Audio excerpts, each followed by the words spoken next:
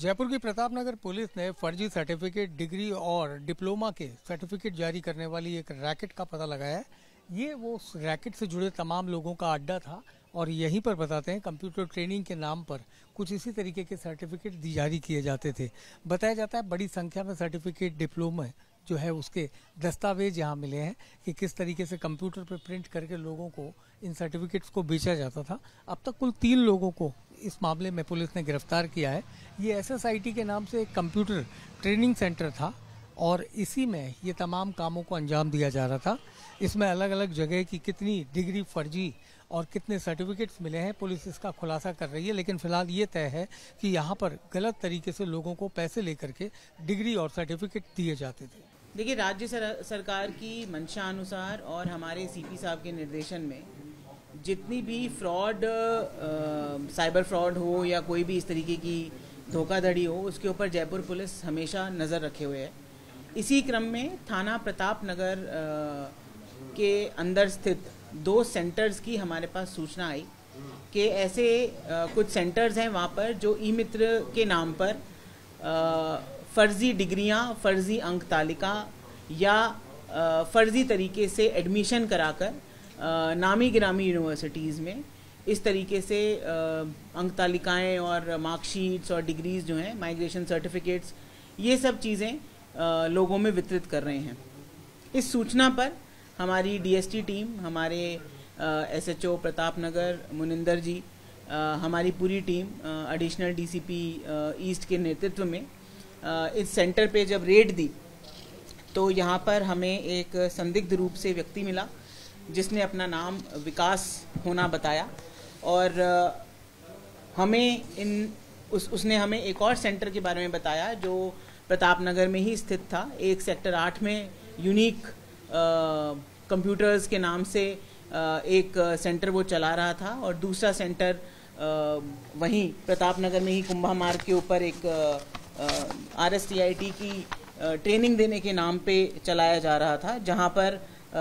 विकास मिश्रा, सत्यनारायण शर्मा और विकास अग्रवाल, इन तीनों लोगों की मौजूदगी मिली और इनके पास से जयपुर नेशनल यूनिवर्सिटी, सुरेश ज्ञान विहार university, Swami Vivekananda Subharti university, मोनाद university, Khushal दास यूनिवर्सिटी पीलीबंगा हनुमानगढ़, आर्यभट्ट ज्ञान विश्वविद्यालय पटना, YBN यूनिवर्सिटी रांची, बिहार विश्वविद्यालय परीक्षा समिति पटना, माध्यमिक शिक्षा परिषद उत्तर प्रदेश, राष्ट्रीय मुक्त विद्यालय शिक्षा संस्थान कोटा और चौधरी चरण सिंह विश्वविद्यालय मेरठ, इन सब की अलग अलग कोर्सेज में किसी की PG डिप्लोमा कंप्यूटर एप्लीकेशंस, किसी की योगा थेरेपी, किसी की bachelor of science, bachelor of arts, master of computer applications, master of business administration, financial management, अलग अलग तरीके से लगभग 700 के आसपास फर्जी मार्कशीट्स, अंक तालिकाएं और डिग्रीज मिली हैं। इसी के साथ साथ कुछ चेक्स भी हमें वहाँ पर मिले हैं जिसका कोई विधि अनुसार ये लोग जवाब नहीं दे पाए कि ये यहाँ पे क्यों हैं। साथ ही साथ इन बच्चों के नाम पर फर्जी रेंट अग्रीमेंट्स भी मिले। जो ये बच्चे जिन बच्चों के नाम पर ये मार्कशीट्स थी उनके रेंट एग्रीमेंट्स थे। खाली पेज पर रोटरी के स्टैम्प शुदा जो फर्जी स्टैम्प्स हैं वो भी मिले जिनके पीछे कोई डेट, कोई इन्फॉर्मेशन अंकित नहीं थी।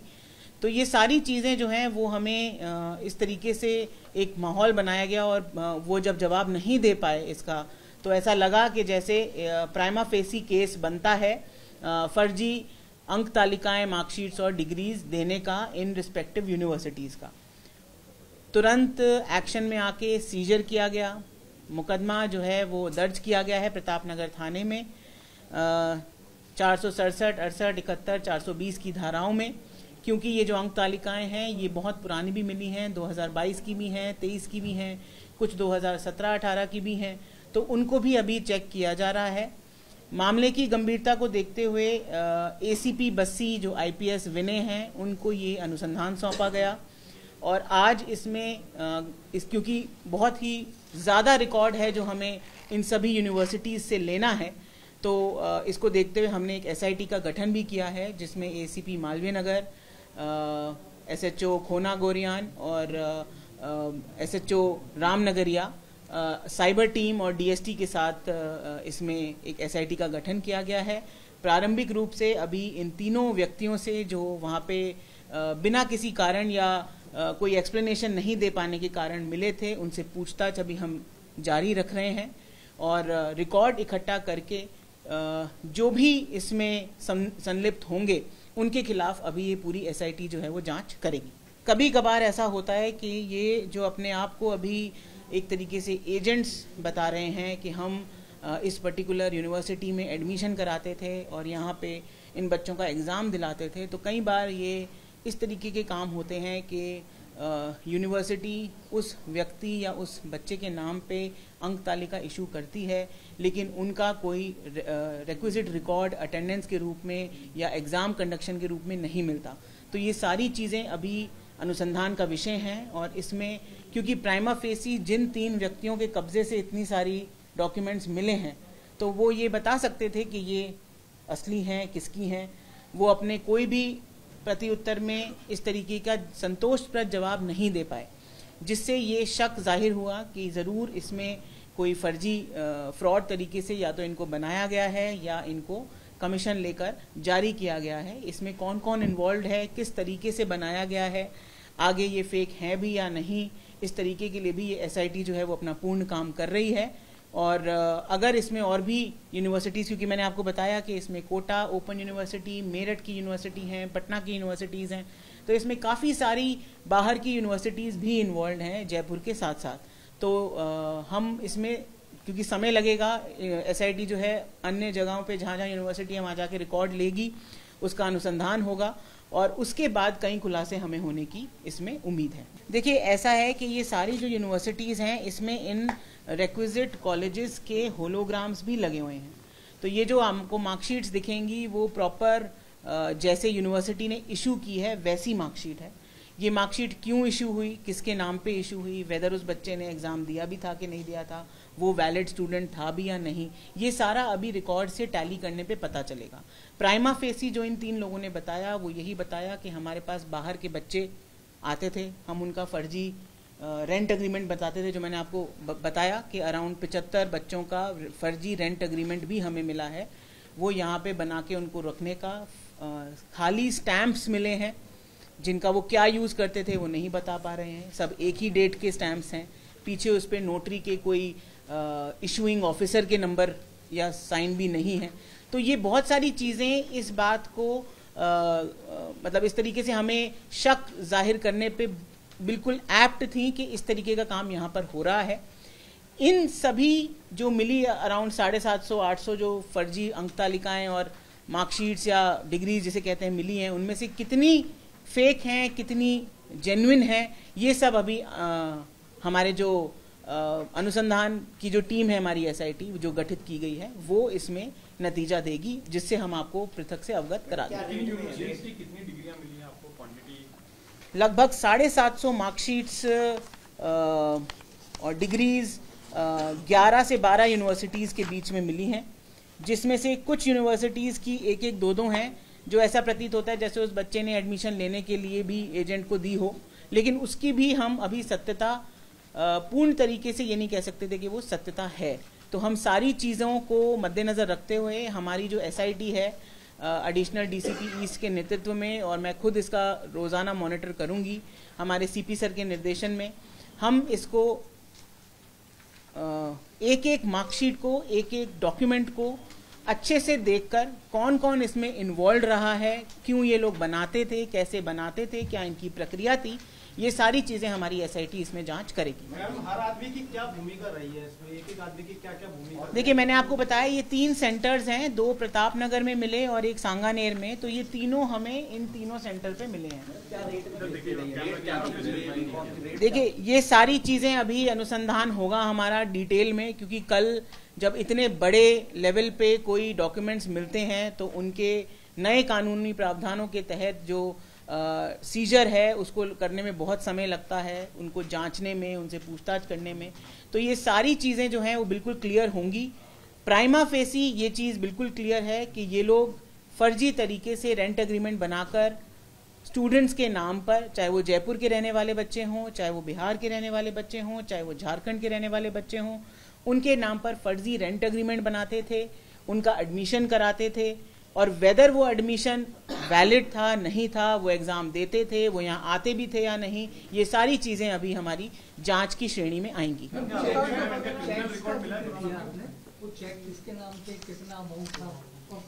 ये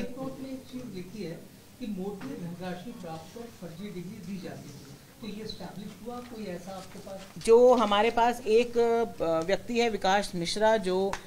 पटना बिहार का रहने वाला अपने आप को बताता है, उस व्यक्ति ने प्राइमा फेसी पूछताछ में ये बताया है कि हम एजेंट के रूप में काम करते थे और अच्छी खासी राशि जो है वो जो बच्चे एडमिशन लेना चाहते थे इन नामी गिरामी यूनिवर्सिटीज़ में, उनके नाम पर उनसे लेते थे।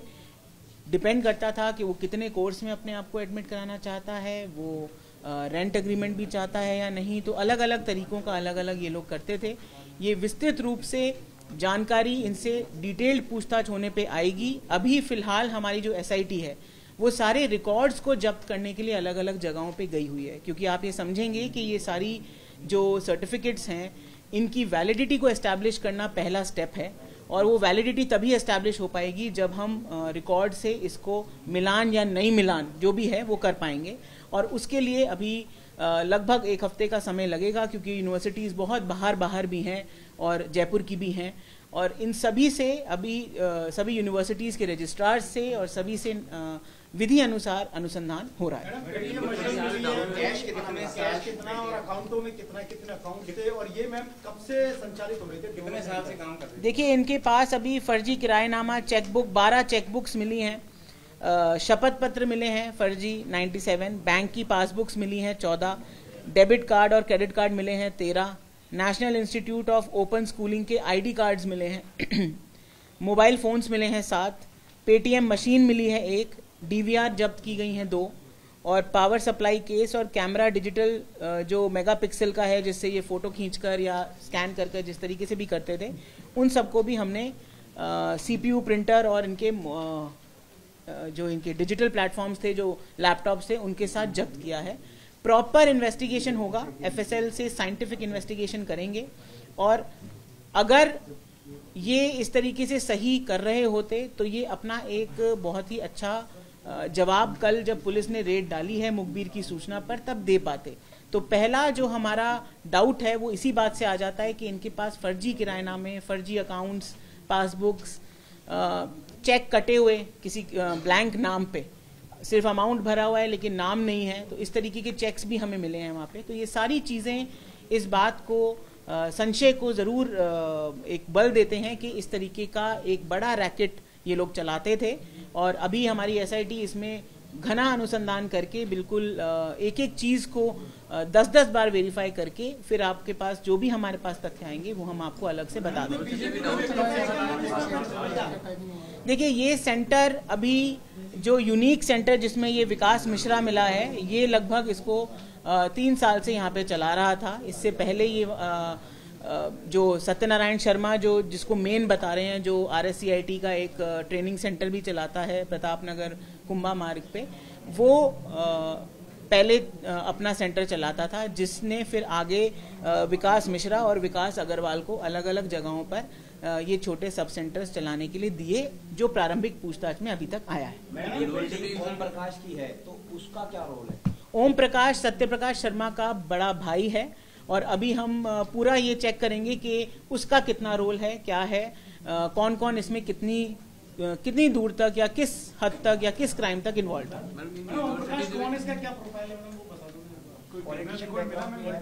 ऐसा कोई बैकग्राउंड अभी तक हमारे सामने नहीं आया है,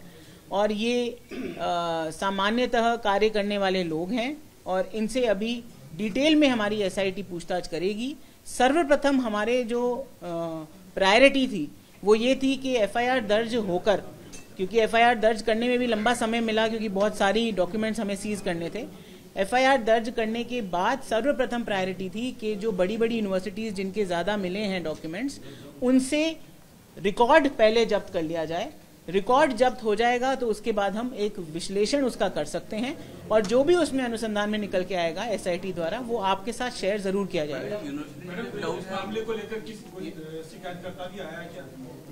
देखिए, अभी तक हमारे पास कोई शिकायतकर्ता नहीं आए हैं, लेकिन आज आपके माध्यम से अगर कोई इन यूनिवर्सिटीज़ के नाम से ये न्यूज़ देखता है और अगर हमारे पास आता है तो डेफिनेटली हमें और चीज़ें अनुसंधान में इसमें बल मिलेगा। देखिए, अभी हम फिलहाल कुछ नहीं कह सकते क्योंकि अभी जो मार्कशीट्स हमें मिली हैं उनकी वैलिडिटी के लिए यूनिवर्सिटी का क्रॉस चेक जो रिकॉर्ड है वो जांच करना बहुत ज़रूरी है और हमारी टीम्स लगातार अर्ली मॉर्निंग से लगी हुई हैं इस काम में और जैसे ही हमें इसमें आगे कोई लीड मिलेगी तो उस हिसाब से अनुसंधान किया जाएगा। मैडम, इसमें एक सवाल होगा कि आप जैसे बता रहे 750 फर्जी डिग्री मिली है, फर्जी मान लो या डिग्री मान लो, जी, तो इसमें क्या अभी तक इन्होंने बांटी नहीं थी या और पहले कितनी बांट चुके हैं? ये सारा अनुसंधान का विषय है। मैं आपको बता रही हूँ ना कि ये सारी डिग्रीज जो हैं अलग अलग टाइम पीरियड की हैं, कोई 2021 की है, कोई 2022 की है, कोई 17 की भी मिली है। तो ये सारी पुरानी डिग्रीज अभी तक किसी ने कलेक्ट नहीं करी थी या ये बैकडेट में इनको इशू करते थे या कैसे करते थे, ये सारी चीज़ें अभी अनुसंधान का विषय है और अनुसंधान में ये क्लैरिटी हो जाएगी कि इसमें किसका कितना कहाँ तक का इन्वॉल्वमेंट है। पेपर लीक हुए थे, उनमें ये काम में आई थी क्या किसी स्टूडेंट की डिग्री? ये सारी चीज़ें अभी, ये तो बहुत आगे का स्टेप है। अभी तो हम सिर्फ यही जांच रहे हैं कि इनकी वैलिडिटी कितनी थी, ये तीनों आरोपी जो अभी हम पूछताछ के लिए लाए हैं इनका कितना रोल था, आगे ये किस किस को देते थे, ऐसे ही और कितने लोग हैं। तो ये सारी चीजें अभी हम अनुसंधान कर रहे हैं। जो बैंक पासबुक्स मिली हैं उसमें ट्रांजैक्शंस का कुछ रिकॉर्ड मिला है कि कितना क्या ट्रांजैक्शन? बिल्कुल, वो ट्रांजैक्शन रिकॉर्ड भी हम आपको क्लियर कट करके बताएंगे। अभी तो साहब हमने सिर्फ जब्त करके प्रारंभिक अनुसंधान शुरू किया है क्योंकि इतने बड़े लेवल पर जब मार्कशीट्स डिग्रीज मिलती हैं जिसका कोई वैलिड आंसर वो व्यक्ति नहीं दे पा रहा है, अगर किसी की वैलिड मार्कशीट हो तो साहब उसको पता होगा कि ये तेजस्विनी की मार्कशीट है साहब, आप ये रहा नंबर, आप फ़ोन करके पूछ लीजिए, ये मुझे इन्होंने फला एडमिशन के लिए दी थी। बट ये इस तरीके की चीज़ वो ना बता पाए, ना उनको बल्कि हक्का बक्का हो गए और मुखबिर की सूचना बिल्कुल दुरुस्त निकली, जिसकी वेरिफिकेशन के लिए अब एसआईटी द्वारा अनुसंधान किया जा रहा है। अभी तक सर हमारे पास ऐसी कोई बात नहीं आई है, इन सभी एंगल्स पर अभी हम अनुसंधान कर रहे हैं। मैडम, जयपुर जिले के बाकी जो ई-मित्र ये कोचिंग इंस्टीट्यूट है जैसे आपने बताया उनकी आड़ में हो रहा है, तो आप कुछ ऐसा? बिल्कुल, ये ई-मित्र के जो लाइसेंस जारी करने वाले हैं, जो हमारे विभाग हैं, कौन कौन ई-मित्र की लिस्ट लेकर कौन कौन ऐसा काम कर रहे हैं, वो सारी चीज़ों पर अनुसंधान इस पूरी एसआईटी द्वारा किया जाएगा। एक जवाहरनगर इलाके में मामला सामने आया था, महिला की जो मोबाइल आरोपी की गिरफ्तारी हो चुकी है। आरोपी को डिटेन किया जा चुका है और जल्द ही उसकी गिरफ्तारी भी कर ली जाएगी। For exclusive and insightful videos, subscribe to our new channel ABP Live Premium.